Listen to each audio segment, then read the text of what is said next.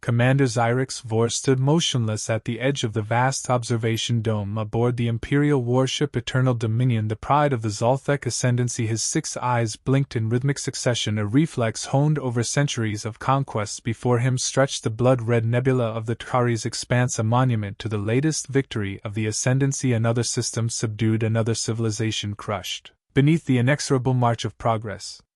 The Zoltec were an empire of precision, a species whose dominance spanned the known galaxy. Their history was written in the shattered remains of once proud civilizations, their future an ever-expanding tapestry of conquest. Vor had lived long enough to witness the fall of 100 empires, had personally overseen the integration of dozens of species into the grand machine of the Ascendancy, and yet as he gazed into the abyss of space he felt nothing.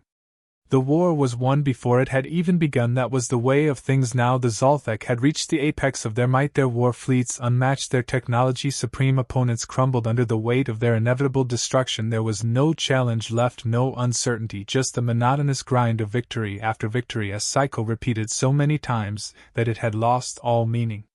Vor exhaled through his secondary spiracles a sound resembling a low guttural growl. He had been a warrior once in an age when the Ascendancy still had adversaries worthy of the name. Now he was little more than an administrator of annihilation. Behind him the bridge of the Eternal Dominion thrummed with silent efficiency. Crew members moved with mechanical precision, their actions guided by centuries of drilled discipline. They were a mix of Zoltec and assimilated species, those deemed useful enough to serve the war machine required bodies, and those who surrendered quickly were granted the privilege of continuing their existence, albeit under the iron rule of the Ascendancy. Commander, a voice sharp and clipped cut through the silence. Strategist Vale Threx approached her, movements deliberate, her posture rigid. Unlike Vor, she had not known the wars of old. She had been forged in an era of inevitable victories raised on the doctrine of total supremacy. To her, conquest was not a battle, it was an administrative function, a mere formality. The Verosh resistance is broken, she reported, her chitinous exoskeleton glistening under the dim lights of the bridge. Their orbital defenses have fallen, their war leaders executed, the remaining population awaits processing. Vor turned, his mandibles twitching in mild amusement. How long did they last?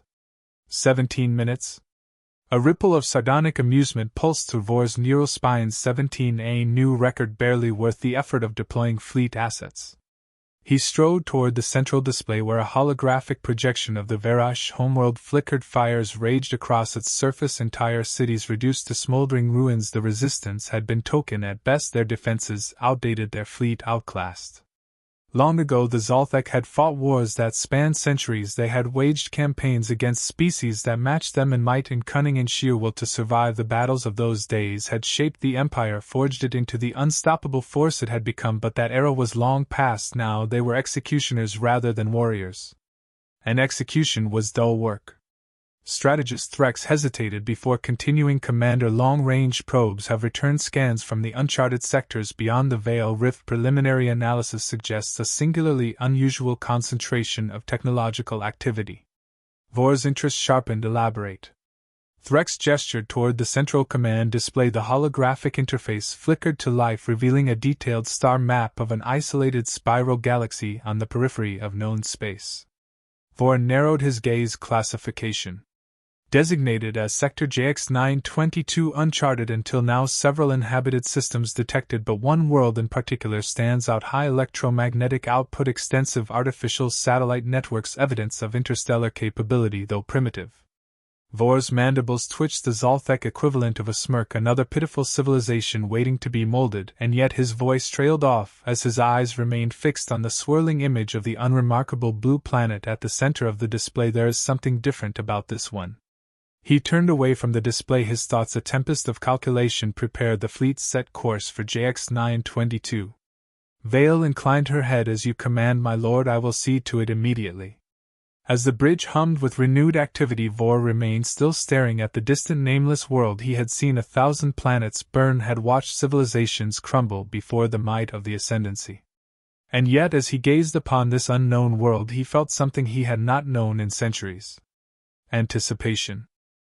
The fleet of the Zoltec Ascendancy moved like a silent storm through the black void of space, its warships sleek and predatory, their hulls adorned with the scars of 1,000 campaigns. At the head of this vast armada was the Eternal Dominion, its size eclipsing the lesser vessels trailing in its wake. It was more than just a warship, it was a symbol of the Ascendancy's unchallenged dominance. Within its towering command spire, Commander Xyrix Vor stood before the main observation viewport, his 6 eyes unblinking as they gazed upon the world that had drawn his curiosity. It was small by galactic standards, its surface a mixture of blue and green interrupted by swirling white storms. The planet was beautiful in its simplicity, its atmosphere brimming with life. Vor had seen countless worlds before, but something about this one felt different. Strategist Vale Threx stepped forward, her mandibles twitching in quiet calculation. "We have completed our initial scans, Commander. The planet is densely populated with significant infrastructure spread across multiple landmasses. They have achieved interstellar capability, but it is primitive, limited to rudimentary exploration and crude orbital stations." Vor remained silent for a moment, his mind analyzing the data before responding. "Defenses minimal. They have no planetary shields, no interstellar fleet of significance. Their military forces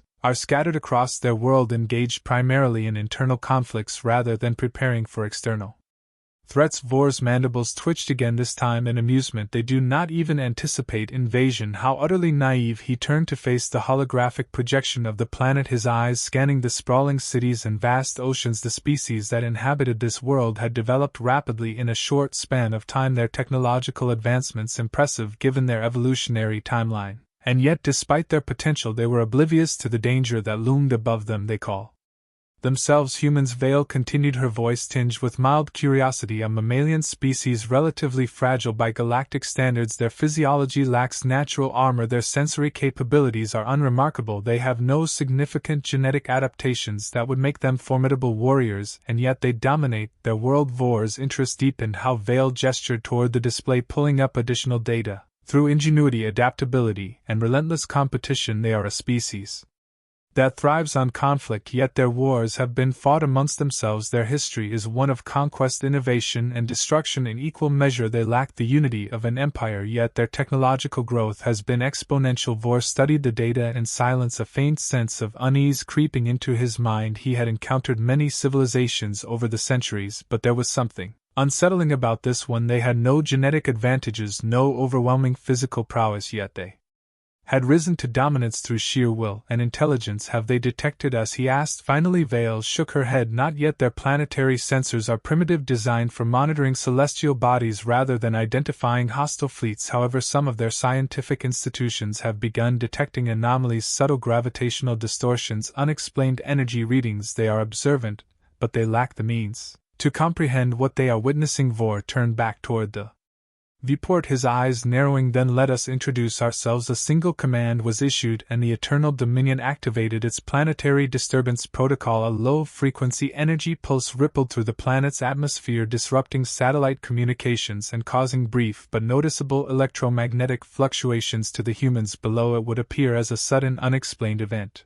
an anomaly beyond their understanding on Earth. Scientists scrambled to explain the disturbance, their instruments detecting something vast moving beyond the edge of their world. Governments exchanged frantic communications, their intelligence agencies baffled by the unprecedented event. Theories ranged from solar flares to experimental weapon tests, but none could fathom the truth. And then the sky changed across the planet. Night turned to day as the fleet emerged from the darkness, their warships descending in perfect formation. The people of Earth looked up in awe and terror as the heavens filled with enormous alien constructs, their surfaces gleaming with an otherworldly sheen. Panic spread like wildfire, news networks struggling to keep up with the unfolding events. The world had changed in an instant, and humanity stood on the precipice of the unknown. Aboard the Eternal Dominion, Vor watched with quiet satisfaction. The humans had finally seen the face of their conquerors. Now the true test would begin.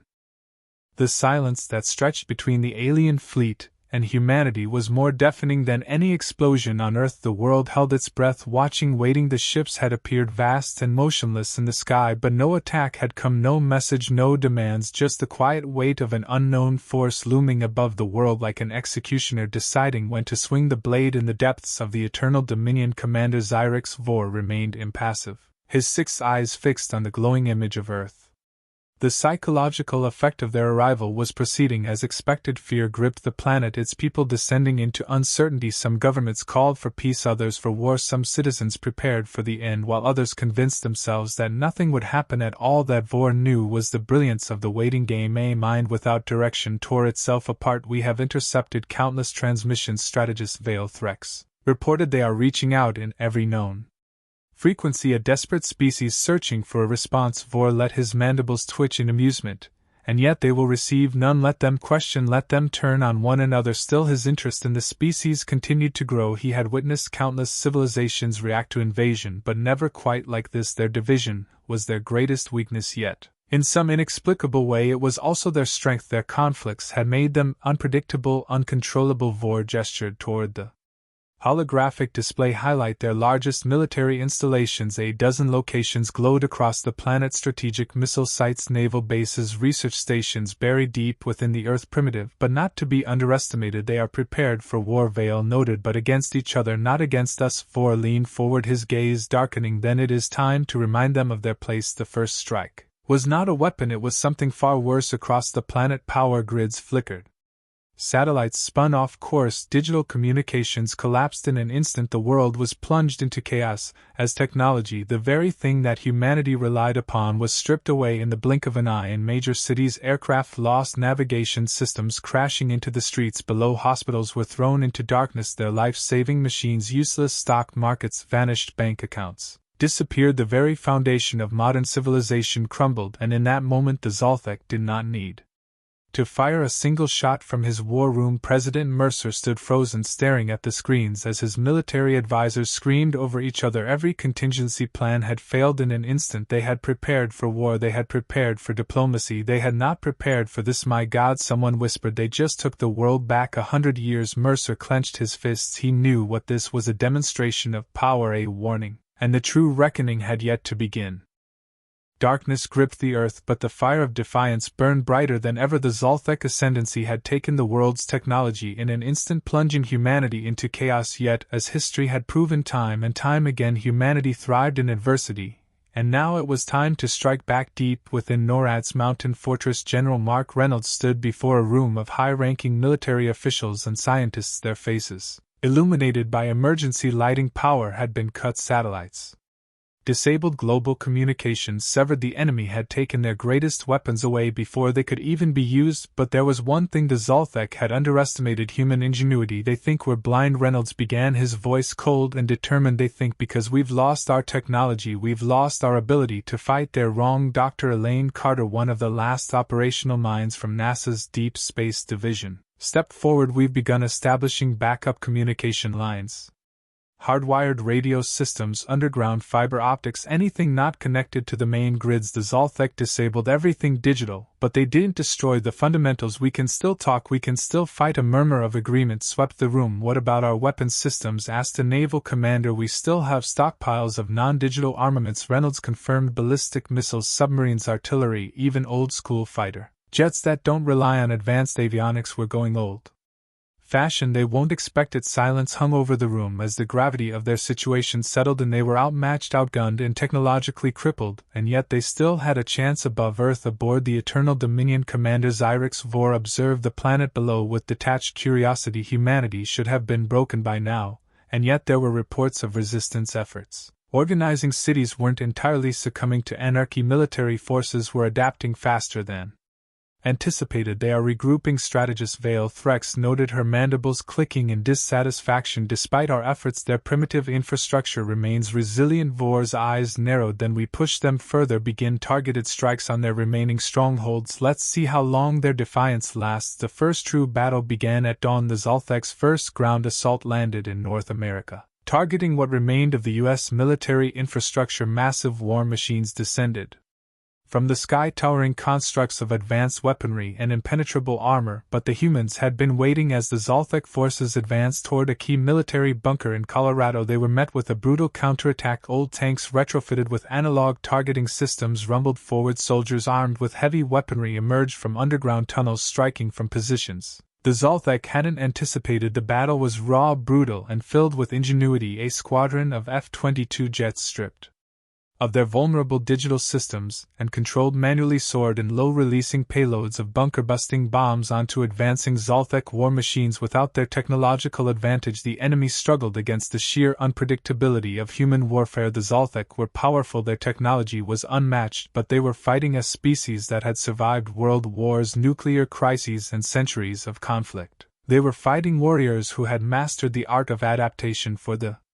first time in centuries, the Zoltec ascendancy suffered losses, and for the first time fear crept into their ranks. Back in Washington, D.C., President Mercer received the first reports of the battle's outcome. It wasn't a victory, far from it, but they had fought back, and that meant everything. We make them bleed, Mercer said, staring at the map of Zoltec forces. We make them regret coming here. We show them why Earth is not a world to be conquered. Humanity had been knocked down, but it was not broken. The Zoltec had expected a swift and decisive victory, but instead they found themselves facing an enemy unlike any they had encountered before. Humanity, battered and bloodied, refused to bow, and now, for the first time in centuries, the Ascendancy was at war with a species that was not only fighting back but adapting. Beneath the ruins of New York City, General Mark Reynolds surveyed a map spread across a dimly lit command center. The world above had changed. Once a beacon of human achievement, the city was now a battlefield littered with the wreckage of Zoltec war machines and the remnants of a civilization struggling to endure. Reports from the Pacific Theater, Reynolds asked, his voice gravelly with exhaustion. A lieutenant stepped forward. Guerrilla forces in Japan have successfully downed 3 Zoltec cruisers using makeshift electromagnetic disruptors. South Korea has driven the invaders from Seoul with targeted urban ambushes, and Europe resistance movements are hitting Zoltec supply lines hard. France, Germany, and Poland have turned entire cities into death traps for their ground forces. They're making them pay for every inch. Reynolds nodded, a grim satisfaction in his eyes. Humanity was learning every encounter, every battle. They uncovered weaknesses in the enemy's armor, and they were exploiting them with ruthless efficiency. Aboard the Eternal Dominion, Commander Xyrix Vor brooded over the latest reports. Casualties were mounting. This was not how the conquest was supposed to go. Strategist Vale Threx approached cautiously. We underestimated them. Commander Vor's mandibles twitched. No, we misunderstood them. Their strength is not in their technology, it is in their defiance, their unpredictability, their refusal to accept inevitable defeat. He gestured to the holographic map of Earth, now marked with skirmishes, ambushes, and strategic counterattacks. The humans were fighting in ways the Zoltec had never encountered before, using ancient weapons, hacking into compromised systems, and even turning captured Zoltec technology against them. They are using asymmetric warfare. Vale noted, every time we adapt they change the game, then we force them into a war they cannot win. Vor said darkly, deploy the suppression fleets. No more caution, no more restraint. Burn their world if we must. In the Arctic Circle, a new weapon was being prepared. Dr. Elaine Carter and her team of scientists had been working tirelessly on a last-ditch effort. Buried deep in an abandoned military facility, they had salvaged one of humanity's most dangerous creations, Project Ragnarok. Are you sure about this? A technician asked, watching as Carter input the final override codes. If we don't stop them here, they'll burn everything, she replied. We have no other choice. The facility trembled as the launch countdown began. A secret weapon from an age long past, an experimental missile designed to deliver an electromagnetic pulse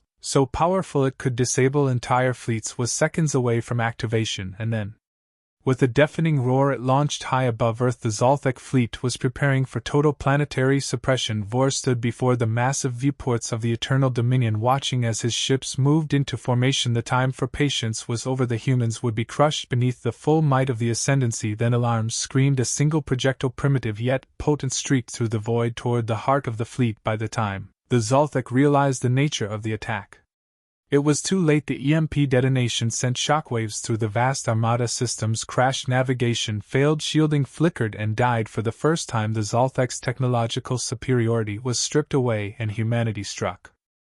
The battlefield had shifted. What was once a desperate struggle for survival had become something more, a fight for dominance. Humanity was no longer content with defense. They had found their enemy's weakness, and now they would exploit it. In the ruins of Washington, D.C., General Reynolds stood before the assembled leaders of the global resistance. We've proven we can hurt them, he said, his voice echoing through the underground command bunker. We've proven they're not invincible. Now we take the fight to them. A murmur spread through the room. For the first time since the invasion, the words were not about survival, they were about victory. Our engineers have reverse-engineered their plasma weaponry. Dr. Carter added. We can use their own tech against them, and thanks to the data we've pulled from their damaged ships we know where their fleet's command structure is weakest. Reynolds looked around the room. No more hiding, no more waiting. This is our world, and we're going to take it back. Aboard the Eternal Dominion, Xyrix Vor was furious. How did this happen? He demanded, his voice a mixture of rage and disbelief. How did a primitive species cripple an entire armada? Strategist Vale Threx hesitated before answering. Their EMP weapon disrupted our fleet's infrastructure, and now they are attacking. Attacking. Vor's mandibles twitched. Impossible. The holographic display flickered, revealing a nightmare scenario. Human strike teams had boarded disabled Zoltec vessels, taking control of key systems. Others had hijacked ground-based weaponry, turning it against their former masters across the globe. Resistance forces were striking hard and fast, exploiting every weakness they had uncovered. And then came the worst news of all. Commander, an officer said, his voice trembling. The humans have deciphered our communications. They're coordinating their attacks based on our own encrypted channels. Vor's exoskeletal plates shifted in fury. They're inside our systems, they're learning, they're adapting. In the depths of the Atlantic Ocean, a hidden war raged beneath the waves. The remnants of the U.S. Navy had spent months in the shadows avoiding detection, but now, armed with stolen Zoltec weaponry, they struck. Submarines, once relics of an outdated war doctrine, had become Earth's deadliest counterattack. Moving undetected, they launched torpedoes armed with reverse-engineered plasma warheads, sinking Zoltec vessels by the dozens. They never designed their ships for underwater warfare, Admiral Hayes muttered. Big mistake. In orbit, a desperate battle unfolded. Human forces using repurposed Zoltec drop ships launched a direct assault on the Eternal Dominion. Their goal was clear: cripple the flagship, disrupt enemy command, and throw the invasion into chaos. Elite strike teams led by Colonel James Carter breached the ship's hull, fighting their way through corridors filled with startled Zoltec warriors. Move fast, hit hard, Carter shouted as his team engaged in brutal close-quarters combat. Human Marines wearing makeshift-powered armor scavenged from fallen enemies tore through the opposition with terrifying efficiency. And then, deep within the ship, they found their target, the Zoltec Command Corps. Plant the charges, Carter ordered. We're bringing this whole damned ship down. Xyrix Vor watched in horror as his flagship shook violently. Impossible, he whispered. How could they? The answer was clear. Humanity was no ordinary foe. They were adaptable, ruthless, unrelenting. And they had just turned the tide of the war. The war had turned. The Zoltec, once convinced of their inevitable conquest, now faced an enemy that refused to break. Humanity had not only survived, they were winning. The burning remnants of the Eternal Dominion fell from orbit, a shattered symbol of Zoltec supremacy on the ground. Cheers erupted from hidden resistance bunkers as humans watched the massive warship disintegrate. The impossible had happened. Humanity had struck a killing blow against their invaders, but the war was far from over. General Reynolds stood over the tactical display inside the Resistance Command Center. We've done the impossible once, he said, staring at the cascading red indicators of enemy positions. Now we do it again. Dr. Carter, now overseeing the technological revolution sparked by reverse-engineered Zoltec tech, nodded. We've adapted their plasma weaponry, we've compromised their communications, and with every battle we learn more. The Zoltec are strong, but we are smarter. On the Zoltec homeworld, the High Council convened in panic. The humans have defied all projections, one counselor shrieked, slamming a clawed fist against the crystalline war table. Strategist Vale Threx remained calm. They have exploited our weaknesses, but the Dominion still holds vast superiority. One setback does not mean defeat. We will crush them, and if we can't, another counselor asked. Threx hesitated for the first time. Doubt had crept into the halls of power. In the depths of space, humanity prepared their counteroffensive. Captured Zoltec ships had been refitted with human modifications, plasma cannons had been recalibrated, shielding systems adapted, and the once foreign technology now bore the mark of human ingenuity. The mission was clear: strike at the heart of the enemy. Admiral Hayes, now leading Earth's first interstellar fleet, stood on the bridge of the repurposed Zoltec battleship Retribution. The time for survival is over, he said. Now we take the fight to them. In orbit around Mars, a decisive battle loomed. The Zoltec had rallied their forces, determined to crush humanity's resistance once and for all. Their fleet, though battered, was still the most powerful in the galaxy. They believed this would be their final victory. They were wrong. Hidden within the asteroid belt, human forces waited. Using stolen Zoltec codes, they had manipulated enemy formations, drawing them into a trap hold position. Admiral Hayes commanded, wait. For my signal on board the lead Zoltec dreadnought, Vor's frustration boiled. Where are they? He snarled, and then the trap was sprung from the darkness. Human warships emerged, striking like predators. The stolen Zoltec ships, now crewed by human pilots, unleashed a devastating barrage of plasma fire from the surface of Mars. Newly constructed railgun batteries fired their kinetic projectiles, ripping through Zoltec hulls. The Zoltec, caught off guard, reeled. They've adapted again, Vor roared. How do they keep doing this? Because humanity did not fight by the rules of the Dominion. They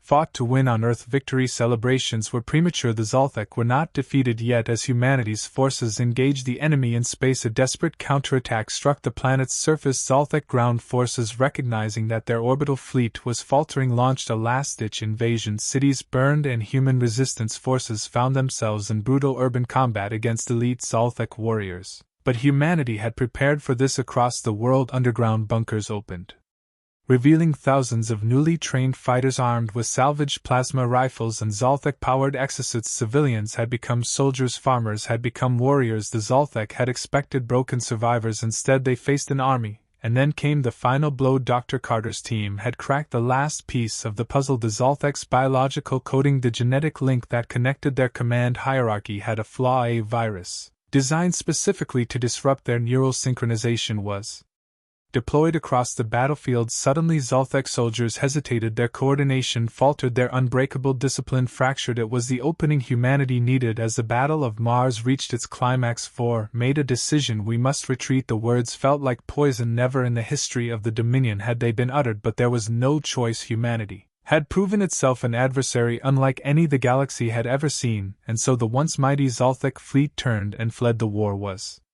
not over, but humanity had won the first true victory.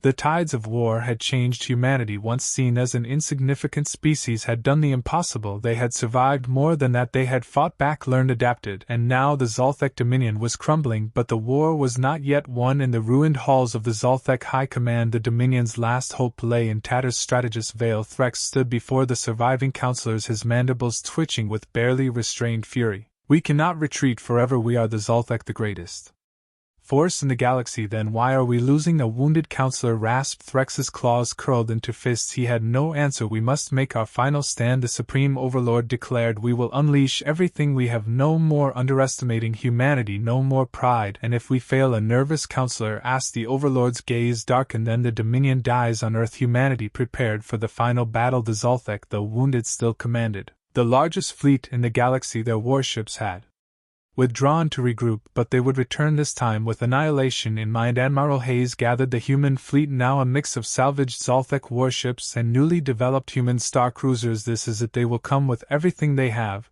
and we will meet them head-on. Dr. Carter had one last trick up her sleeve. We've decrypted the Zoltec command protocols. We can disrupt their chain of command during battle. It's risky, but if we pull it off, we can shatter their fleet from within. The room fell silent. Then let's do it, Hayes said. The battle for the galaxy began near Jupiter's orbit. The Zoltec fleet emerged from slip space, their warships blotting out the stars. The human fleet, though smaller, held the high ground. All ships engage, Hayes ordered. The void erupted into chaos. Plasma beams lanced through the darkness. Railgun projectiles shattered enemy hulls, and missiles weaved through the battlefield like swarms of deadly insects. But the Zoltec had adapted too. Their warships deployed countermeasures, deflecting human attacks with new shielding technology. The battle raged on either side, giving ground. Then the real plan was enacted. Dr. Carter's team activated the virus. Within seconds, Zoltec command ships flickered with interference. Their encrypted transmissions were thrown into disarray. What's happening? Threx bellowed aboard his flagship. His officers scrambled. We've lost coordination. Our warships. Before they could react, the human fleet struck with Zoltec forces in disarray.